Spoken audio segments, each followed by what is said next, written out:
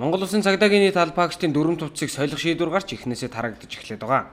Харамсалтай нь энэхүү шинэ хувцсны талаар зарим шүүмжлэл гарч байгаа учраас цагдаагийн ерөнхий газраас өнөөдөр сэтгүүлчдэд мэдээлэл хийлээ. Эхний ээлжинд дотоодын цэргийн албаагчдынхаа дүрм төвцийг яг ном журмын дагуу худлаа авах ажиллагааны хуулийн дагуу тендер зарлаад ингээд тэрүүн төгрөгөөр тендер зарлаж бүх хувцсыг бэлтгэсэн. За энэ хувцс бол ерөнхийдөө манайх 23 аж ахуй нэгжтэй дотоодын цэргийн 23 аж ахуй нэгж оролцож шалгарсан.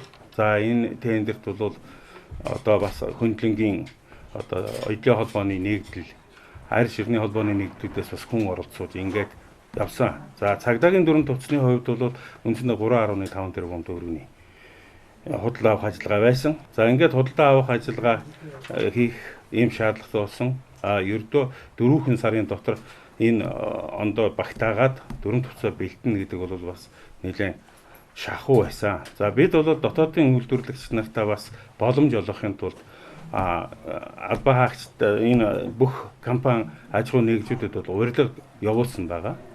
За ингээ 2013 онд багтаагаад энэ цагдаагийн албаа хаагчдын дүрм төвцийг бэлтгэх ийм урилга хургуулсан.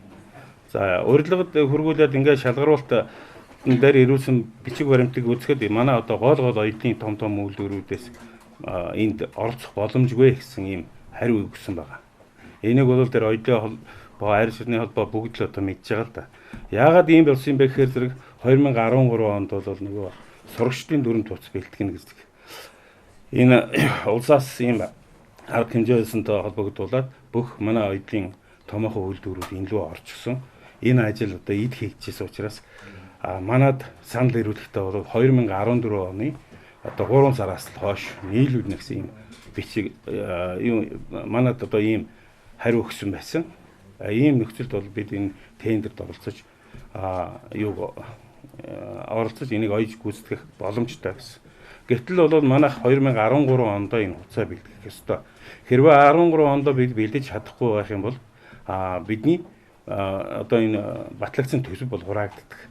Цагдаагийн албаагч нь ёслолын зуны өвлийн гээд нийтдээ 1.2 сая төгрөгийн хувцас нэг удаад өмсдөг байна. Харин энэ удаад бол шинээр төсөв мөнгө гаргалгүй хуучин сольдог байсан мөнгөөр шинэ хувцас хийлгэсэн гэж байна. Тэгээ бид нэр өнгөрсөн онд болохоор цагдаагийн албаагчдын хувцсыг шинжлэх ухааны технологийн их сургуулийн эрдэмтэн багш нарын бүрэлдэхүүнтэйгээр байгуулагдсан юм ажлын хэсэг байгуулагдаж албаагчдын хувцсыг бол шинжилсэн байнамаа. Тэгээд өнгөрсөн онд 2013 оны 9 сарын 4-ний өдөр Монгол Улсын ерөнхийлөгчд шинэ загварынхаа хувцсыг өргөн барьснаар 2013 оны 9 сарын 4-ний 143-аар зарилгаар загвар маань батлагдсан. Тэгээд бид нар ондоо хувцаа ингээ багтаан бэлтгэх юм шаардлагатай болсон байна. Үүний үүднээс бол үндэсний үйлдвэрлэгч нартай урилга бол хургуулсан. Гэхдээ санал нь болохоор 2014 оны 1-р үйлдвэрлэлийн 6-р үйлдвэрлэлд ирүүлэхээр тийм санал ирүүлсэн болохоор гадаад хийхээр судалгаа хийж түүхэд бэлдсэн байгаа. Энэ жилийн бэлтгэсэн энэ цагдаагийн албаагчдын хувцас нь болохоор өдөр тутмын хувцас, бүрх малгай, богино төрөвтэй гутал, кола цамц, албаны дан хүрэн гэсэн 5 төрлийн хувцсыг бид нар нийт цагдаагийн албаагчдыг 8000 албаагчдыг бүрэлдэхүүнээр нь хангахын тулд турк улс захиалга өгч хийлүүлсэн.